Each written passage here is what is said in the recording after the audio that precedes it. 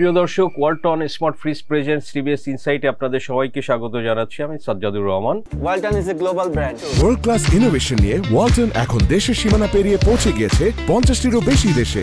ওয়ালটন, ঘরে ঘরে বিশ্বজুড়ে।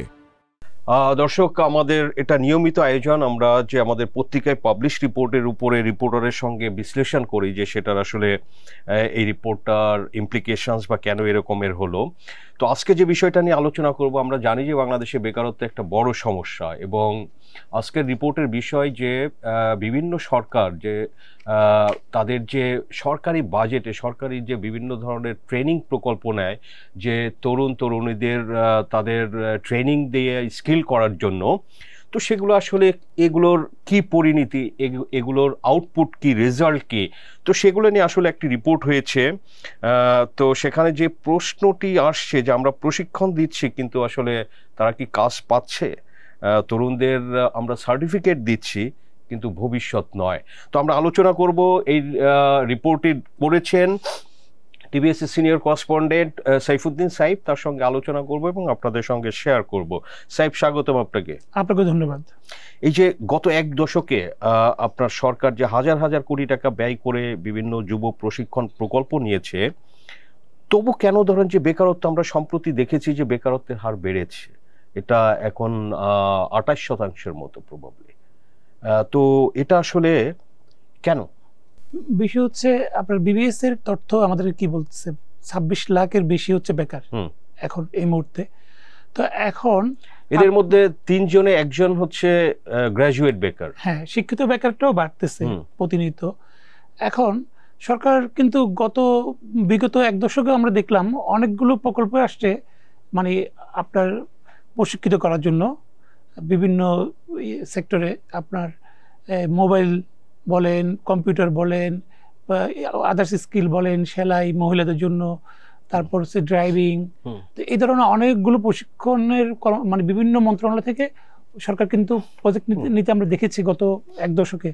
মানে এই প্রজেক্ট সংখ্যা কিন্তু হিউজ, এবং হচ্ছে যারা প্রায় লক্ষাধিকের মতোই আপনি বলতে পারবেন এখানে প্রশিক্ষণ নিয়েছে।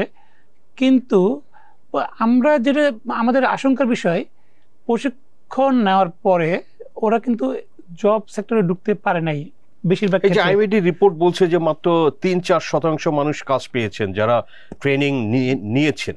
হ্যাঁ, আইএমডি রিপোর্টও বলছে। আবার আমরাও নিজেরাও কিছু ইনভেস্টিগেশন আমরা নিজেদের উদ্যোগে আমরা করা আছে।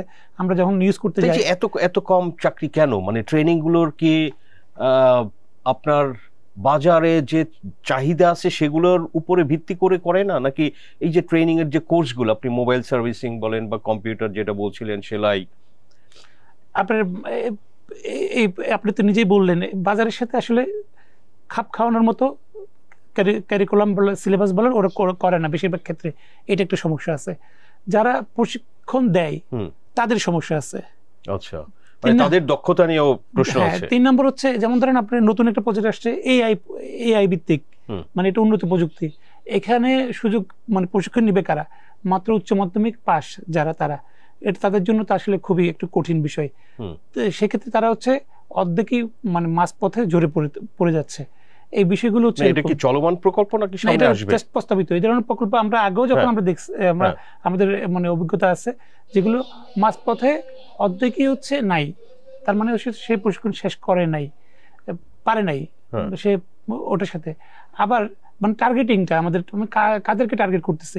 মাধ্যমিক মানে উচ্চ মাধ্যমিক কিংবা মাধ্যমিক পাস, তাদেরকে হাইলি টেকনিক্যাল বিষয়গুলো তো তারা আসলে ধরতে পারবে না, পারে নাই এরকম। ইভেন এখানে আরো অনেকগুলো সমস্যা আছে। আপনি এখানে হচ্ছে উদ্যোক্তা তৈরি এবং কর্মসংস্থান ওরা বলে সব প্রত্যেকটা প্রজেক্টে। আপনার উদ্যোক্তা তৈরির ক্ষেত্রে তো আপনার মানে আপনার করা মানে পুঁজির একটা বিষয় থাকে।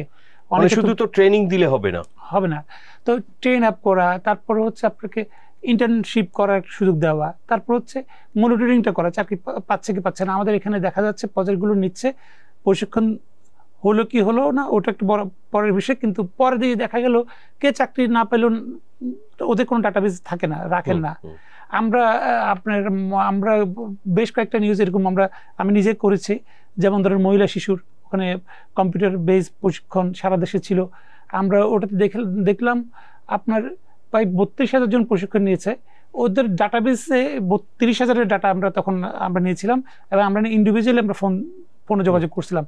বেশিরভাগ হচ্ছে আমাদেরকে বলতেছে মানে তারা তো হাউস ওয়াইফ, অনেকে হচ্ছে ওখানে একটা ভাতা পায়, ওই কারণেও যায় ভাতার জন্য, ভাতার পরে নিয়মিত করে না।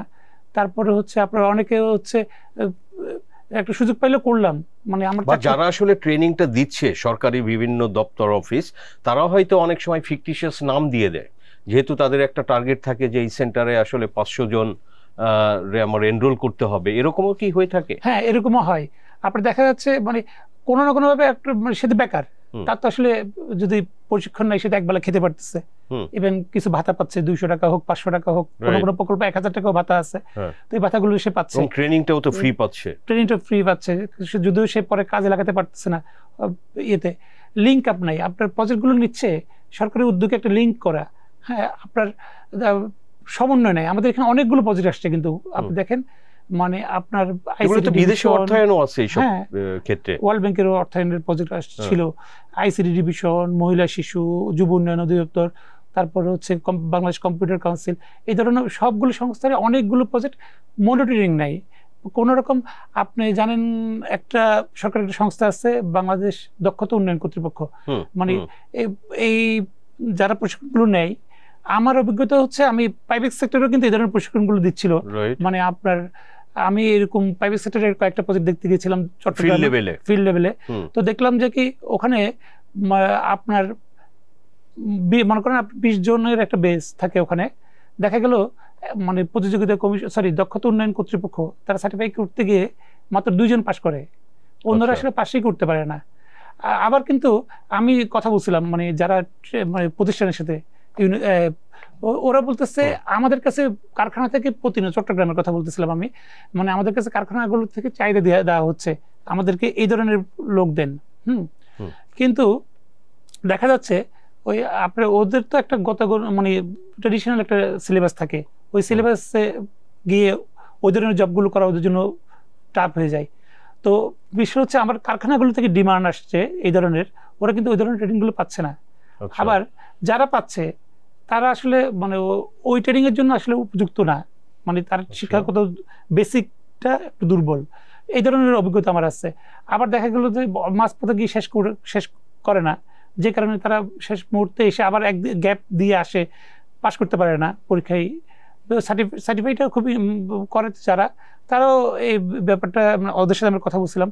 তো এটা সরকারি ক্ষেত্রেও যেমন, বেসরকারি যে উন্নয়ন সহযোগী সংস্থার মাধ্যমে যে প্রশিক্ষণ নিচ্ছে ওখানে একই অবস্থা। সরকারি প্রজেক্টে হচ্ছে আপনার মনিটরিংটা খুবই দুর্বল, এবং হচ্ছে দেখা যায় মানে সারা দেশে আমি এমনও গিয়ে দেখছি আপনার কোনো কোনো প্রশিক্ষণ কেন্দ্রে মানে আপনার 10টা বাজে প্রশিক্ষণ শুরু হওয়ার কথা, 11টা পর্যন্ত কেউ আসে নাই, না আসছে প্রশিক্ষক, না আসছে প্রশিক্ষণার্থী, কেউ কাউকে দেখে এখানে তদারকি করার কেউ নেই। এই সমস্যাগুলো আছে। এই যে ধরেন যে আলটিমেটলি তো আসলে জনগণের টাকায় এইসব প্রকল্প নেওয়া হচ্ছে, জনগণের ঘাড়েই এটা কিন্তু একসময় এটা আসতেছে, সবকিছু পে করতে হয় ট্যাক্স পেয়ার্স মানি থেকে। তো এই যে অপচয়, এগুলোরে আসলে যদি অপচয়টা রোধ করা বা এগুলোরে কার্যকর করা, এবং আমাদের দেশের তরুণদের আসলে দক্ষতা বৃদ্ধি খুবই একটা জরুরি বিষয়।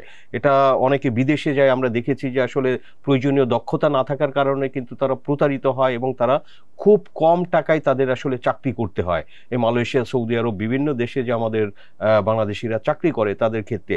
সো এই দেশেও কিন্তু দক্ষতার একটা অভাব। যারা চাকরিদাতা তারা বলে যে তারা আসলে দক্ষ লোক পায় না। তো আসলে এই যে সমস্যাটা আমাদের জাতীয় সমস্যা, এটা অর্থনীতিবিদ বিশেষজ্ঞরা কি বলে যে এটা কি করলে আসলে এটারে কার্যকরী করা যাবে? আপনি একটা বিষয় তুলে নিয়ে আসছেন, বিদেশে যারা যাচ্ছে, আমরা আপনি প্রবাসী কল্যাণ মন্ত্রণালয়ের মাধ্যমে প্রতি বছরই কিন্তু, এবং সারা দেশে কিন্তু ওদের প্রশিক্ষণ কেন্দ্রগুলো আছে, ওখানে যাচ্ছে। এক্সপার্টরা কি বলেন, ওনারা বলতে যাচ্ছেন আপনার আমাদের প্রজেক্টগুলো আসলে হচ্ছে না, মানে আপনার ত্রুটিপূর্ণ, মানে এগুলোতে পরিকল্পনাটা ভুল। আমি একটা প্রজেক্ট নিলাম, নিয়ে প্রশিক্ষণ আয়োজন করলাম, বাস শুধু অর্থ ব্যয় করলাম, ওটা আসলে প্রজেক্ট না। যে আপনি সম্প্রতি একটা এটার সাথে যোগ করতে পারি, লেবার ফোর্স সার্ভে থেকে আমরা দেখেছি যে রিপোর্ট, যে আসলে এই যে ট্রেনিং গুলো দেওয়া হয় কম্পিউটার রিলেটেড, এখনো আসলে 40%ই ওই যে মাইক্রোসফট ওয়ার্ড, এক্সেল এই জিনিসগুলো দেওয়া হয়। অথচ ধরেন যে এখন ওই ওয়ার্ডে কম্পোজ করা এই আর্টিফিশিয়াল ইন্টেলিজেন্সের যুগে বা লোকজন আসলে ভয়েসে লেখা হয়ে যায়, কত কিছু এসেছে, কিন্তু তারা এখনো ওই যে ওয়ার্ড, এক্সেল এগুলোতে ট্রেনিং দিচ্ছে, যেগুলো আসলে কোথাও এদের জবের ডিমান্ডটা থাকবে না। হ্যাঁ, এটা ভালো প্রশ্ন করছেন আপনি। বিষয়টা হচ্ছে দেখা যাচ্ছে এই ধরনের প্রশিক্ষণগুলো কম্পিউটার বেসিক নলেজ যেগুলো আমরা হয়তো বা হাতে ঘরে বসে পারি, দেখা যাচ্ছে কারা আসছে মানে ওখানে উল্লেখ করা থাকে হচ্ছে মাধ্যমিক, উচ্চ মাধ্যমিক। দেখা যাচ্ছে বিশ্ববিদ্যালয়ে পাশ করা ছাত্ররা আসতেছে এই ধরনের, তার তো আসলে এই নলেজটা খুব বেশি মানে এই কাজগুলো বেশিরভাগ ক্ষেত্রে অনেকেই পারে, এই যে ভুল টার্গেটও হয়, এটা একটা সমস্যা আমাদের প্রজেক্টে। তো আমাদের মানে আপনি যেটা আমরা ফিরে আসি, যদি এক্সপার্টরা কি বলতে চাচ্ছেন, এক্সপার্টরা হচ্ছে সরকারি প্রজেক্টগুলো আপনি সব জায়গায় হচ্ছে এক ধরনের খামখেয়ালিপনা তো থাকেই, আপনার সব ধরনের প্রজেক্টে হচ্ছে মানে ওন করার বিষয়টা থাকে না। আমার হচ্ছে আমি পিডি, আমি হচ্ছে প্রজেক্টে কত টাকা ব্যয় করতে পারলাম, ওটাই হচ্ছে আমার টার্গেট থাকে। মানে প্রকল্প বানিয়ে টাকা খাওয়ার একটা আসলে কালচার বাংলাদেশে আছে। প্রজেক্ট থাকলে হচ্ছে আমি কিছু ফ্যাসিলিটি পাবো, মন্ত্রণালয়গুলোর কর্মকর্তারা কিছু সুবিধা পাবে, এবং হচ্ছে প্রজেক্টে ওন করা, একটা কোয়ালিটির লোক তৈরি করা। বিষয়টা হচ্ছে এটা তো হচ্ছে মনিটরিং থাকে না। 2 নম্বর হচ্ছে আপনি যেটা বললেন, আপনি তো এই 1 বছরের পর বছর একই বিষয়গুলোতে প্রশিক্ষণ দিয়ে যাচ্ছেন, যেগুলোতে হয়তো বাজারে এখন ডিমান্ড নাই, ওগুলোতে আপনার চাকরির সুযোগ তৈরি করবে না। 3 নম্বর হচ্ছে আপনি প্রশিক্ষণ দিয়ে ছেড়ে দিচ্ছেন। আমরা একটা বিষয় এখানে উল্লেখ করতে পারি, বিডার একটা প্রজেক্ট ছিল আপনার 19 সালে 20 সালে, তারা 2 বছরে উদ্যোক্তা উন্নয়ন জন্য সারা দেশে প্রজেক্টটা প্রায় 25,000-26,000 ওরা প্রশিক্ষণ দিয়েছিল। আমরা কথা বলে দেখলাম ওখানে 20,000 জনই হচ্ছে চাকরি পায় নাই, 4,000 জনের মধ্যে চাকরি পাইছে তখন, উদ্যোক্তা তৈরি হইতে পারছে। তা উদ্যোক্তা তৈরি করা তাদের আমরা যখন কথা বলছি উদ্যোক্তা কেন হতে পারে নাই, ওটা ছিল বেসিক্যালি হচ্ছে উদ্যোক্তা তৈরির জন্য। হ্যাঁ, আপনি উদ্যোক্তা না হতে পারলে পরবর্তীতে হয়তো কিছু অন্যান্য সেক্টরের কর্মতে যাবেন।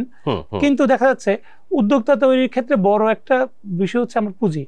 আপনি এই ধরনের ছোট পুঁজি ব্যাংক দিচ্ছে না, কারণ ব্যাংক তো এক ধরনের গ্যারান্টি চাই। তো এটাও তো সরকারি প্রজেক্ট থেকে এটা আনা দরকার ছিল, মানে যে কারণে প্রজেক্টটা আসলে খুব পাই নাই। এই একইভাবে আপনি মহিলা শিশুর প্রজেক্টগুলো আমরা দেখি, মহিলা শিশুতে এই ধরনের উদ্যোক্তা এবং কর্মসংস্থান তৈরি করা, মহিলাদের ওদের অনেকগুলো ছিল 8টা-9টা। আমরা যদি একটু আসি, যে আপনি আপনার রিপোর্টে বলেছেন যে এই যে আগের সরকারগুলোর ধারাবাহিকতায় এই যে বর্তমান যে অন্তর্বর্তীকালীন সরকার, তারাও এই ধরনের প্রকল্প নিচ্ছে। তো তারা কি ধরনের প্রকল্প নিচ্ছে? রিসেন্টলি আমরা 2টা প্রজেক্ট পেলাম, যেটা আমরা দেখলাম, এটা হচ্ছে মোবাইল সার্ভিসিং। মানে সারা দেশে ওদের বক্তব্য হচ্ছে মোবাইলের হিউজ মানে ইউজার বাড়ছে, সেহেতু মানে আপনার মেরামতের জন্য একটা দরকার, যারা বেকার তাদেরকে যে আমরা এই ক্ষেত্রে করতে পারি। তো সেক্ষেত্রে তারা এটা এই প্রজেক্টটা নিয়ে আসছে, মানে প্রপোজ, ওটার ব্যয় হচ্ছে 506 কোটি টাকা। মানে এই শুধু মোবাইল ট্রেনিং দিবে, মোবাইল এটা মোবাইল সার্ভিসিং বলে এটাকে, সারা দেশে দিবে। এটা তো যুব উন্নয়ন অধিদপ্তর নিয়ে আসছে প্রজেক্টটা। আর একটা প্রজেক্ট নিয়ে আসছে এআই। হ্যাঁ, মানে এটাও হচ্ছে উচ্চ মাধ্যমিক পাস, ওটা সারা দেশে দেওয়া হবে। ওটা হচ্ছে 9,600 জনকে তারা প্রশিক্ষণ দিবে। আর আগের প্রজেক্ট যেটা বললাম মোবাইল সার্ভিসিং, ওখানে হচ্ছে 38,500 মতো প্রশিক্ষণ দিবে সারা দেশে। এই প্রস্তাবটা আসছে। এই ধরনের প্রজেক্ট কিন্তু আমরা গত সরকারের আমলে আমরা অনেক প্রজেক্টে দেখলাম, যেগুলোতে আসলে খুব সফলতা আসে নাই, টার্গেটিং হয় নাই, কিংবা প্রজেক্ট থেকে কর্মসংস্থানের সমস্যা দূর করতে পারে নাই এই প্রজেক্টগুলো। যারা প্রশিক্ষণ নিচ্ছে তাদের, আমি যে আইএমডি রিপোর্টটা দেখি, আইএমডি গত জুনে একটা রিপোর্ট প্রকাশ করছে, ওই প্রজেক্টটা ছিল সমাজসেবা অধিদপ্তরের প্রজেক্ট। ওখানে 2টা বিষয়ে প্রশিক্ষণ দেওয়া হয়েছিল, একটা ড্রাইভিং, একটা কম্পিউটার ভিত্তিক প্রশিক্ষণ। দেখা গেল আপনি যারা ড্রাইভিং শিখলো তাদের হচ্ছে মাত্র মানে 1%-এর কম, মানে প্রায় খুবই অল্প, 700 জনের মতো হচ্ছে নিল চাকরি পেয়েছে। আর যদি আপনার কম্পিউটার এবং গ্রাফিক্সটা দেখেন, ওখানে মাত্র 121 জন চাকরি পেয়েছে। আপনার গ্রাফিক্সেরও কিন্তু একটা তো ডিমান্ড আছে, কিন্তু ওখানে যেভাবে শেখায়, যে মোবাইল সার্ভিসিং যেটা বললেন যে প্রকল্পটা নিয়েছে, দেখেন মোবাইল তো আমাদের মোবাইল নষ্ট হলে তো আমরা মেকানিকের কাছে নিচ্ছি, আমরা নিজেরা তো পারছি না। আমি তো কথা বলছিলাম, এটা তো মার্কেটে বাজারে একটা চাহিদা থাকার কথা। যারা মানে প্রশিক্ষণ দেয় তাদের কিন্তু কোয়ালিটি ঘাটতি আছে। আচ্ছা আচ্ছা, তারা তো হচ্ছে, আমি মানে অনেক শিক্ষার্থীর সাথে কথা বলছি, আপনারা যে প্রশিক্ষণ নিলেন কি সমস্যা ছিল, তো বললো যে মানে শিক্ষক নিয়মিত আসেন না, শিক্ষক সময় মতো আসেন না, শিক্ষক মতো শিখাতে পারেন না, এটা একটা সমস্যা আছে। আবার হচ্ছে তাদের বেসিক জিনিসগুলো শিখায় অনেকগুলো, যেগুলো আসলে মানে আপনি মোবাইল সার্ভিসিং দিবেন, মানে এত প্রাথমিক বিষয়গুলো ওটা আসলে কর্মসংস্থানের জন্য কোনো রকম তাদের ইয়া হয় না, সুযোগ তৈরি করে না। রাইট। ইভেন আপনি ড্রাইভিং দেখেন, ড্রাইভিং প্রশিক্ষণ, ড্রাইভিং তো আপনার চাকরি হওয়ার কথা, ড্রাইভিং দেখা গেল আপনার ওদের ইয়ে করা অনেক ঝামেলা। ওই যে ড্রাইভিং লাইসেন্স আপনি যে প্রকল্প থেকে লাইসেন্স করার ব্যবস্থা করতে পারতেন, তাহলে তারা কোনো না কোনো এই লিঙ্কগুলো আসলে সরকার করতে পারে। তো আপনার আমরা আলোচনা শেষের দিকে যদি বলি যে এই যে পুরনো যে অভিজ্ঞতা, এই যে বিভিন্ন প্রকল্প আমরা বলতে পারি যে ব্যর্থ হয়েছে, বিকজ যে উদ্দেশ্য নিয়ে করা এই হাজার হাজার কোটি টাকা খরচ, দেশের যুবক যুবতীদের যে দক্ষ করে গড়ে তোলা এবং তাদের আসলে কাজের সুযোগ তৈরি করা, তো সেটা আসলে হয়নি। আমরা সরকারের রিপোর্টেই এই তথ্যগুলো দেখছি। তাহলে এখানে আসলে কি ধরনের ধরেন যে এই অভিজ্ঞতা নিয়ে সামনে আসলে এগোতে পারে, আপনার বিশেষজ্ঞরা কি বলেছে? সাদ ভাই, আমরা অনেক কথা শুনে আসছি বিভিন্ন সময়ে, শিল্প বিপ্লব, চতুর্থ শিল্প বিপ্লব আসছে, আমার দক্ষ জনবল দরকার। আমরা তারপরে আমরা শুনে আসছি হচ্ছে আমাদের এই অদক্ষতার জন্য আমরা বিদেশে শ্রমিকদের কাছ থেকে, মানে শ্রমিকরা যারা যাচ্ছে তারা আরো বেশি আয় করতে পারতো শুধু অদক্ষতার জন্য, এগুলো আমরা শুনে আসছি। আমাদের ভোকেশনাল ট্রেনিং এর প্রতি অনেক কথা গত সরকারে আমরা শুনে আসছি, কিন্তু আপনি প্রজেক্টও নিয়ে নেওয়া হয়েছে অনেকগুলো। আপনার শুধু একটা বড় প্রজেক্ট ধরেন, গত সময়ে ৩,৮০০ কোটি টাকার একটা প্রজেক্ট বাস্তবায়ন করছে হচ্ছে আইসিডি ডিভিশন। তো এই ধরনের প্রজেক্ট তো অনেকগুলো হচ্ছে, তার মানে হচ্ছে কি, কিন্তু প্রজেক্ট থেকে তো আমরা আসলে পাচ্ছি না। এই বিষয়ে তো আসলে আমরা প্রজেক্টটা নিয়ে নিলাম, প্রজেক্ট নিলেই হলো, আপনার ফিজিবিলিটি স্টাডি তো আসলে করা হয় না। আমি সিলেবাস কি হবে, কারা প্রশিক্ষণ পাবে, যারা প্রশিক্ষণ বাছাই করার পদ্ধতি কি হবে, যে ফাইন্যান্স থাকে ওয়ার্ল্ড ব্যাংক, এডিবির মতো প্রতিষ্ঠানের, তাদেরই কি কোনো দায়িত্ব এখানে নাই যে সুপারভিশন মনিটরিং, তারা টাকাটা দিচ্ছে নাকি তারা মানে টাকা দিচ্ছে টাকা ফেরত পাবে, এটাই তাদের বিষয়? হ্যাঁ, মানে ডোনারদের থেকেও এটা দায়িত্ব আপনি বলতে পারেন ওরা নিতে পারতো, ওরা মানে বাছাই পদ্ধতি তারা যে প্রকল্পগুলো ফাইন্যান্স করছে, আমরা তো জানি যে তারা এইসব সুপারভিশন এইসব জিনিস তারা করে থাকে, বাট তারাও কি আসলে এই যে পোস্ট প্রকল্পটা শেষ তারপরে কি তাদের আসলে কোনো দায়িত্ব থাকে না, রোল থাকে না? বাংলাদেশের বেশিরভাগ প্রজেক্টই বাস্তবায়ন শেষ হওয়ার পরে আপনি মনিটরিং হতে আমি দেখিনি আর কি, খুব কম, মানে এরকম আসলে হয় না। অবকাঠামো প্রকল্প হয়তো আপনি মেইনটেনেন্স করা হচ্ছে, কিন্তু এই ধরনের স্কিল বেস যে প্রজেক্টগুলো, ওগুলো প্রজেক্ট শেষ আপনার ওর দায়িত্ব। ইভেন আপনার ডাটাবেস থাকে না মিনিস্ট্রিগুলোতে, আমি গিয়ে দেখে আসছি, মানে ডাটাবেস নাই, মানে আপনার বাস্তবায়ন শেষ করার পর আপনার ভোকেশনাল ট্রেনিং কিংবা আপনার এই দক্ষতা উন্নয়নের জন্য আমাদের মনে হয় এখন এই মুহূর্তে যে দক্ষতা উন্নয়ন কর্তৃপক্ষ সরকার সৃষ্টি করছে, ওটার আওতায় সারা দেশে এটাকে সমন্বিতভাবে নিয়ে আসা দরকার প্রত্যেকটা মিনিস্ট্রি। তারপরে ওরা হচ্ছে আপনার সিলেবাস কি হবে, মন্ত্রণালয়গুলো আলাদা আলাদা না করে যে দক্ষতা উন্নয়ন কর্তৃপক্ষ যেহেতু আছে, তারা এই ধরনের প্রকল্প নিতে পারে। হ্যাঁ, তারাই নিবে, তারাই মনিটরিং করবে, তারাই সবকিছু করবে, তারাই হচ্ছে একটা লিঙ্ক আপ করবে বাজারের সাথে, এবং তারাই বাজারের সাথে মিল রেখে সিলেবাস তৈরি করবে। যে বাজারে কিসের চাহিদা আছে সেটার উপরেই আসলে আমার ট্রেনিং এর যে সিলেবাসটা সেটা তৈরি করতে হবে। আমি তো আপনাকে এটাই বললাম যে আমি চট্টগ্রামে যখন গেলাম তখন কারখানার মালিকরা বলতেছে আমাদের এই ধরনের লোক লাগবে, আমরা তাদেরকে বললাম, তারা আমাদের দিতে পারতেছে না। রাইট, এটা অনেক কি অভিযোগ আছে এই ধরনের। তো আমরা আশা করি আসলে সরকার এই ধরনের আমরা যে আলোচনা করলাম, বিশেষজ্ঞরা বলে, সরকারেও অনেক বিশেষজ্ঞ লোকজন আছেন, তারা নিশ্চয়ই জানেন যে এগুলো আসলে কিভাবে ভালোভাবে করতে হবে। বাট আমরা আপনি যেটা তুলে ধরলেন, এটা আসলে যদি পরিকল্পনা বাজারের সাথে চাহিদার সাথে মিল রেখে এবং যদি পর্যবেক্ষণটা থাকে, সুপারভিশন যদি থাকে, তাহলে কিন্তু আসলে এই হাজার হাজার কোটি টাকার যে ব্যয় করা হয় এগুলো আসলে সফলতার মুখ দেখবে। আমরা সেরকমই তো আশা করতে পারি বা আপনার আলোচনা থেকে জানতে পারলাম। সাইফ, আপনাকে অসংখ্য ধন্যবাদ টিভিএস ইনসাইটে সময় দেওয়ার জন্য। আপনাকে ধন্যবাদ। Thank you. দর্শক, আমরা আলোচনা করলাম যে ট্রেনিং প্রকল্প সফল হবে তখনই যখন আসলে শেষ প্রান্তে থাকবে আয়, কর্মসংস্থান এবং উদ্যোক্তা তৈরি, শুধু প্রশিক্ষণ নয়, আসলে বাস্তব কিছু পরিবর্তন দরকার, পরিকল্পনা দরকার, সমন্বয় দরকার বিভিন্ন মন্ত্রণালয় এবং দপ্তরের মধ্যে। শুধু প্রকল্প না, এই যে প্রকল্প নেওয়ার আমরা যেটা একটা টেন্ডেন্সি দেখে থাকি সরকারি লোকজনের মধ্যে, যে তারা প্রকল্প পরিচালক হবে, তারা এখান থেকে বেনিফিট পাবে, দামি গাড়ি নিবে, এই ধরনের যে একটা টেন্ডেন্সি, এগুলোর থেকে আসলে আমাদের বেরিয়ে আসতে হবে। দেশটা আমাদের সবারই, এখানে এই দেশের জনগণকে যদি আমরা দক্ষ করে তুলতে পারি, এই দেশের ভবিষ্যৎ আরো ভালো হবে, সমৃদ্ধ হবে। আসলে এর সুবিধা কিন্তু সারা দেশের লোকজনই পাবে। সো আমরা আশা করি সরকার আসলে এই সমস্ত আলোচনা থেকে তারা বিভিন্ন ধরনের আসলে দিক নির্দেশনা নিতে পারবে। সো দর্শক, আমরা আলোচনা করলাম, বিশ্লেষণ করলাম, আপনাদের সামনে তুলে ধরলাম। আমাদের আলোচনা ভালো লাগলে লাইক করবেন, শেয়ার করবেন। আপনাদের সবাইকে ধন্যবাদ।